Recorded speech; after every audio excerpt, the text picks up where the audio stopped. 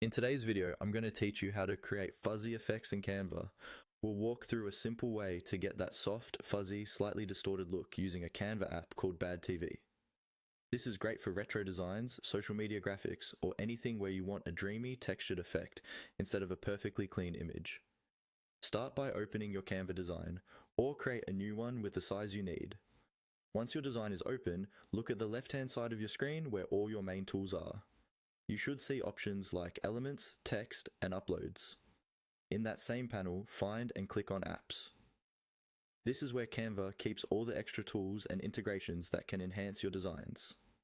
When the Apps panel opens, you'll see a search bar at the top. Click inside that search bar and type the word Bad TV, all one word. This is the app we'll use to generate the fuzzy effect. Give Canva a second to search, and then you should see the Bad TV app appear in the results. Once you see it, go ahead and click on the Bad TV app. This will open a small window or panel that introduces the app and explains what it does. You might see a short description, some previews, or a button to continue. Next, click on the button that says Open. This tells Canva that you want to start using Bad TV in your current design.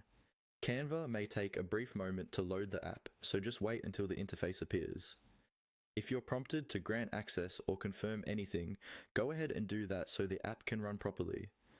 After the app opens, you'll see different effect options inside Bad TV.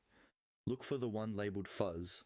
This is the specific effect that gives your design that fuzzy, static-like texture.